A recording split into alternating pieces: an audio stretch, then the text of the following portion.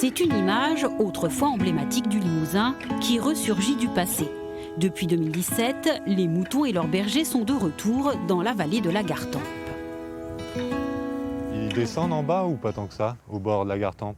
Dans le fond, là, 2 fois par an, cet éleveur auviennois emmène ses brebis dans cette lande pour les confier à un berger. Un gain de temps pour lui et un bénéfice sanitaire pour son troupeau. Il y a une pression parasitaire qui est présente sur l'exploitation alors que ce genre d'endroit est beaucoup moins pâturé.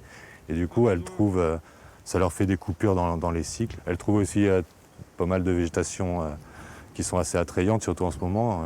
Bourdaine, châtaigne, gland, tout ça. Donc, non, si c'est que du positif, je pense. Si les 85 brebis sont limousines, le berger, lui, est andalou. Pablo Potenciano a été recruté par le Conservatoire des espaces naturels pour s'occuper du troupeau pendant quelques semaines.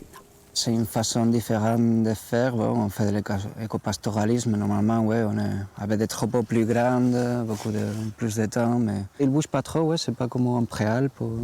Normalement, ils courent plus, mais il y a pas mal d'espace. C'est un petit troupeau, du coup, normalement, ouais, c'est fait facile. Ouais. La vallée de la Gartempe fait partie d'une zone protégée Natura 2000.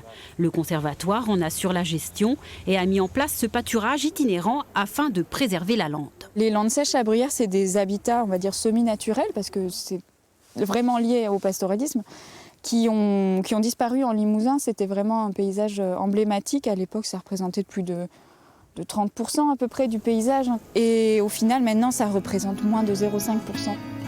Grâce au retour du pâturage, ce milieu naturel spécifique renaît peu à peu et retrouve sa biodiversité.